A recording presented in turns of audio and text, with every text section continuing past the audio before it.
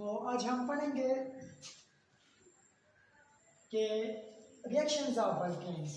ठीक है, reactions of alkane 2 part है या 3 पार्ट? टू के तो नाइट्रेशन और सल्फोनेशन तो पढ़ा था। अब पढ़ते पायरोलाइसिस। पायरोलाइसिस का मतलब है कि थर्मल डीकम्पोजिशन।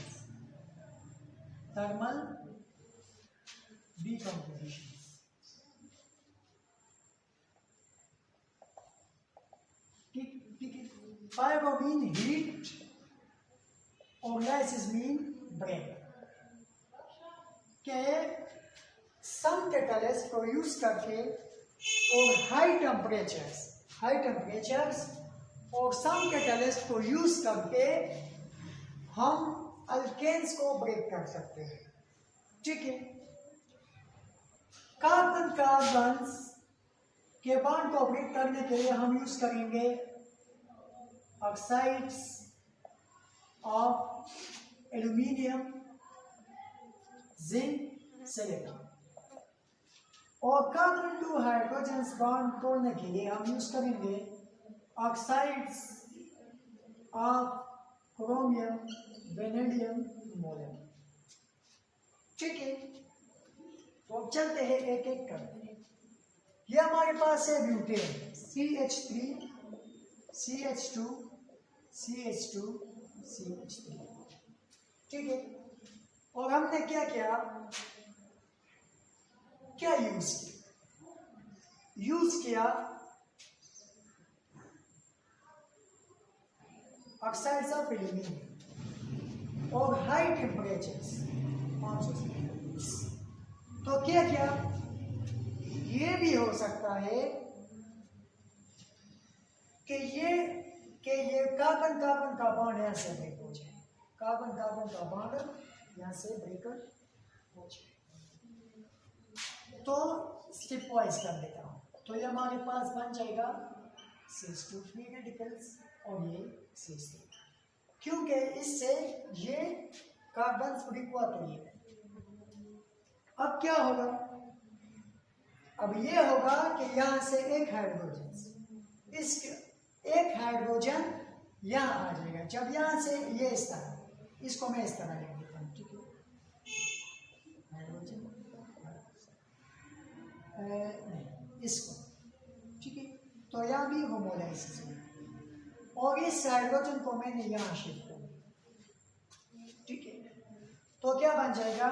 ये बन जाएगा CH3 CH और ये फ्री रेडिकल्स उनके पास गए बराबर में, फ्री रेडिकल्स और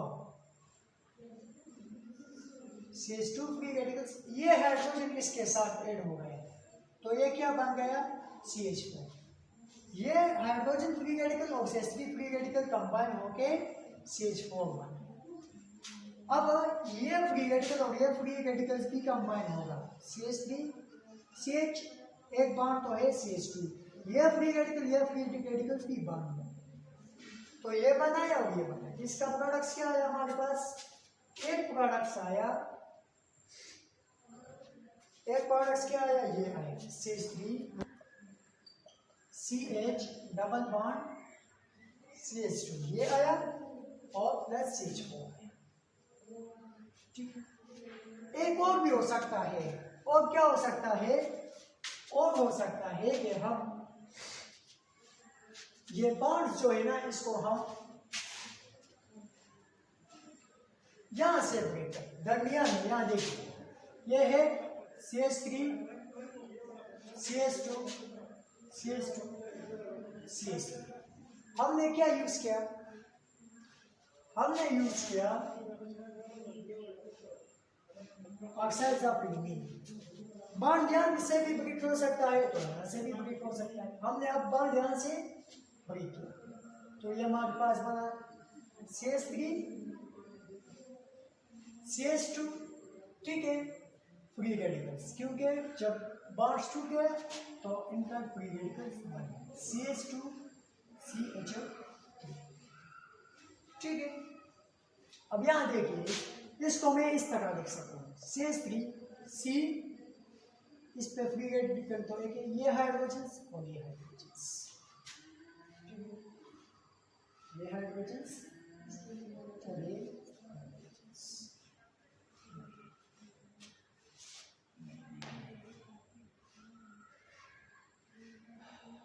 ठीक है,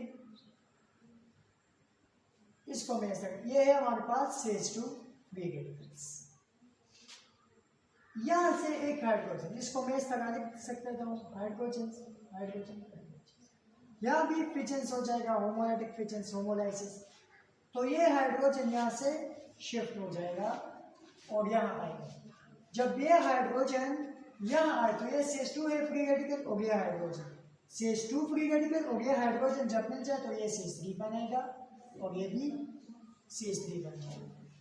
और ये क्या बनेगा, ये CH फ्री रेडिकल बना हुआ CH2 C और ये दोनों H और ये H, तो ये CH2 फ्री रेडिकल्स बना और ये भी CH2 फ्री रेडिकल्स है।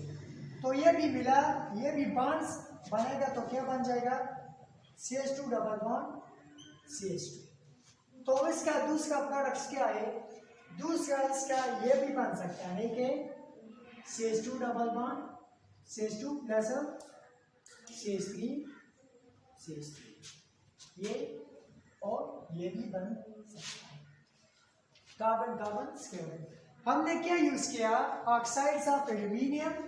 अगर जिंक ऑक्साइड का यूज करेंगे तो कार्बन कार्बन के ब्रेक हो जाएंगे। ठीक है, अब चलते हैं एक और तरफ की तरफ। ठीक है, ये तो हमने कार्बन कार्बन का पैरालाइसिस किया। अब हम हाइड्रोजन्स, क्योंकि हमने बताया कि हाइड्रोजन्स के पैरालाइसिस के लिए हम क्या करेंगे, ठीक है। अब मैंने यहाँ ही क्या लिया, मैंने यहाँ यूज किया ऑक्साइड्स ऑफ क्रोमियम या वेनेडियम या मोलिब्डेनम। तो क्या वो हाइड्रोजन्स को ब्रेक कर, ये क्या CH3 CH2, एक हाइड्रोजन यहाँ से निकाला तो फ्री रेडिकल और एक हाइड्रोजन यहाँ से निकाला तो ये CH2 बन गया, ये भी फ्री रेडिकल और यहाँ H2 आया। ठीक है, तो ये क्या बन जाएगा CH3 CH2 CH, एक बार एक फ्री रेडिकल या फ्री रेडिकल भी कंबाइन हो जाएगा तो ये बॉन्ड बनेगा प्लस H2। तो ये क्या, ये बनेगा CH3 CH2 CH double bond CH2 plus H2। एक ये भी बन सकता है और दूसरा क्या बन सकता है, ये भी हो सकता है, ये भी बन सकता है, ये भी हो सकता है कि हाइड्रोजन यहाँ और यहाँ से रिमूव हो जाए, हो सकता है ना, यहाँ और यहाँ से हमने यूज किया। अब क्या हो सकता है, पहले तो वो बना, ठीक है, हमने ये यूज किया, यहाँ से भी हाइड्रोजन, जब हम यहाँ से हाइड्रोजन निकालेंगे ये CH3 बन जाएगा, ये CH H2 है, एक हाइड्रोजन रिमूव किया तो हम पर फ्री रेडिकल्स, ये CH2 है, एक हाइड्रोजन रिमूव का, ये भी फ्री रेडिकल CH3 और दो हाइड्रोजन लिख लेते तो हमने यहाँ H2 लिख लिया।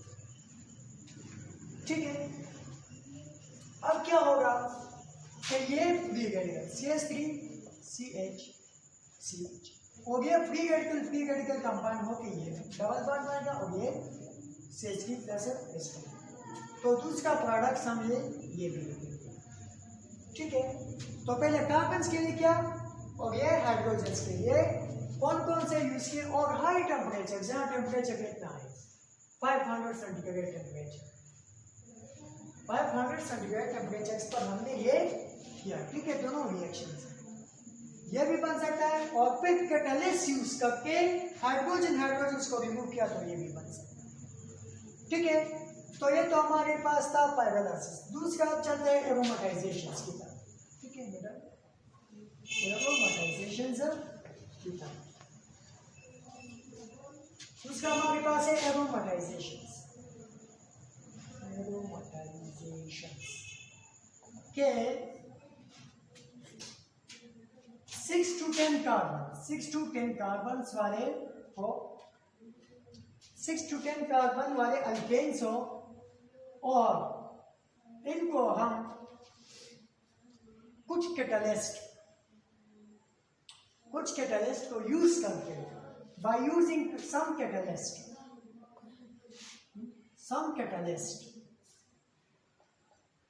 and high temperatures कितने 600 centigrade temperatures and high pressures 15 atm, वो क्या देगा to give बेंजीन और अल्काइल बेंजीन, ठीक है। इसको अपने आप को समझिए। जब 6 से 10 कार्बन वाले अल्केन्स लोअर मेंबर में और सम कैटलिस्ट यूज करते हैं, ठीक है, कुछ कैटलिस्ट यूज करके और 600 सेंटीग्रेड टेम्परेचर पर और 15 atm टेम्परेचर पर प्रेशर पर, तो क्या बनेगा बेंजीन या अल्काइल बेंजीन, जिसे हम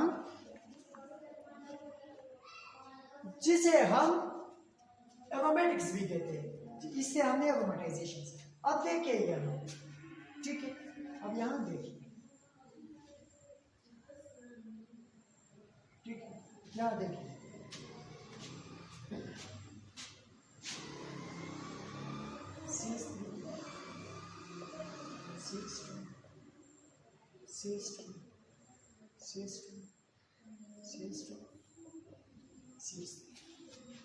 क्या किया हमने, यहां से 2 हाइड्रोजन निकाले, 2 हाइड्रोजन यहां से निकाले, 600 सेंटीग्रेड टेम्परेचर यूज किया, ये कैटलिस्ट और ये भी यूज कर सकते हैं, aluminium oxide of aluminium, oxide of common.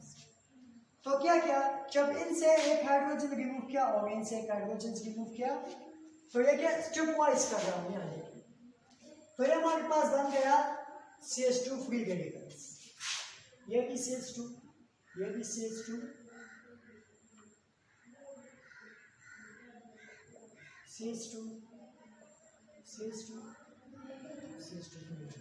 ये फ्री रेडिकल और फ्री रेडिकल कंबाइन हो जाए, ठीक है, ये फ्री रेडिकल और ये फ्री रेडिकल कंबाइन हो गए, तो उसने क्या बना, फिर रिंग बना। अब रिंग के बाद क्या करेगा, यहां से हाइड्रोजन निकालो, यहां से हाइड्रोजन निकालो, और यहां से हाइड्रोजन निकालो, यहां से हाइड्रोजन निकालो, यहां से हाइड्रोजन, या मतलब के 6 हाइड्रोजन निकाल रहे हैं, कितने 3H2 माइनस का मतलब है निकाल। जब इनसे हम CH 1 2 3 4 5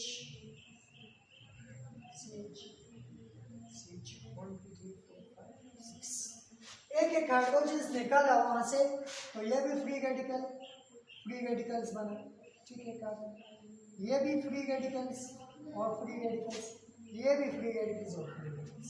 अब इन फ्री रेडिकल्स को मिलाइए, ये भी मिलाए, ये भी मिलाए, ये भी, तो ये हमारे पास क्या बना, ये हमारे पास इस तरह बेंजीन रिंग बना, ठीक है, ये क्या, ये हमारे पास बेंजीन रिंग बना। तो उसको हम एरोमेटाइजेशन करें। दूसरा आपको है कि अगर आपको इस तरह मॉलिक्यूल्स दे दें, ये क्या है, ये हमने इस तरह स्ट्रेट चेन बनाया है, न कि करे स्ट्रेट चेन बनाया है, चेन बनाया हुआ है, ठीक है, तो ये क्या दिया, ये हमारे पास बेंजीन एरोमेटिक्स। क्या करना है, हम यहाँ यूज कर लेंगे और डायरेक्ट हमें ये देगा, ये आपको समझने के लिए हमने ये स्टेप्स की ताकि जल्दी समझ में आ जाए, ठीक है। अब और बी का, ठीक है,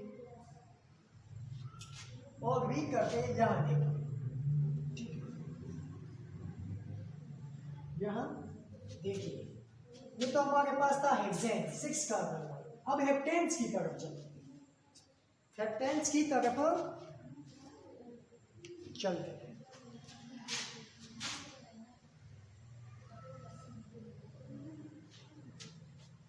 ठीक है। ये CH3 हो जाएगा, ये CH2, ये भी CH2, ये कौन है वाला सारे CH2 है, ये क्या है CH3 है। तो हम यहां से एक हाइड्रोजन और यहां से एक हाइड्रोजन ये यूज करेंगे, या oxides of aluminium 600 centigrade temperature and 15 ADM pressures. तो ये क्या बन जाएगा, ये इस तरह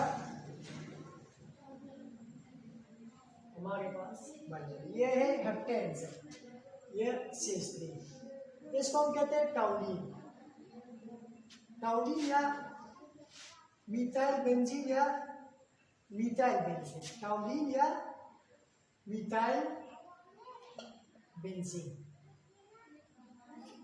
ठीक है, मिथाइल बेंजीन। ये भी CH2 है, ये भी CH2 है, ये भी CH2 है। वो जो मैंने पहले क्या इस तरीके से करें, एक एक हाइड्रोजन रिमूव करें तो ये बॉन्ड बन जाएगा, फिर यहाँ से एक हाइड्रोजन है, यहाँ से हाइड्रोजन, इस तरीके से हाइड्रोजन को रिमूव करें तो क्या बन जाएगा, तो ये बन जाएगा। अगर आपको इस तरह है, ये हमारे पास था हेप्टेन, ये क्या था हेप्टेन, इस तरह दे दें Cr2O3 aluminium oxides 600 centigrade temperature 15 ADM pressure. तो ये क्या बन जाएगा, ये इस तरह बन जाएगा, और ये मतलब कि यहाँ CH2 CH3 ग्रुप बन जाएगा, जिसे हम मिथाइल बेंजीन और भी बन सकते हैं। तो ये तो एरोमेटाइजेशन था।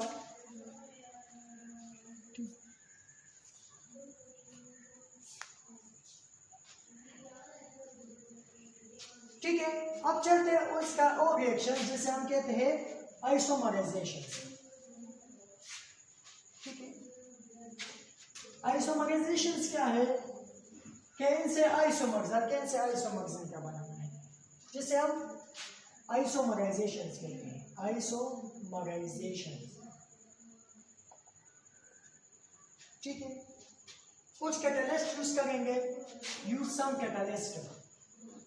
वो कौन कौन से हैं, एनहाइड्रस,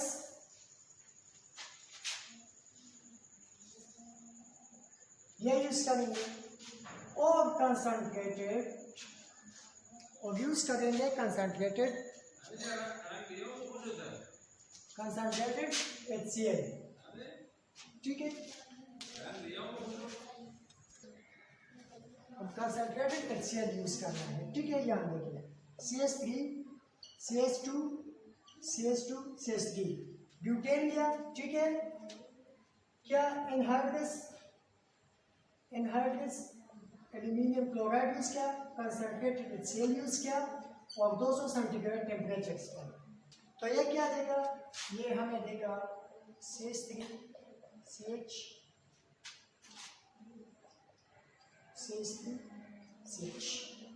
आइसो ब्यूटेन्स देगा, ब्यूटेन से आइसो ब्यूटेन्स। ठीक है, और इस तरह। ठीक है, और अगर हम ये लेंगे पेंटेन CH2 CH3 और ये यूज करेंगे LCl3 200 सेंटीग्रेड टेम्परेचर पर, तो ये हमें क्या देगा, ये देगा CH3 CH2 एक ये देगा और एक ये देगा। ठीक है, जिसे हम कहते हैं न्यू पेंटेंस। ठीक है, तो आज ये हमारा लेक्चर था। थैंक्स।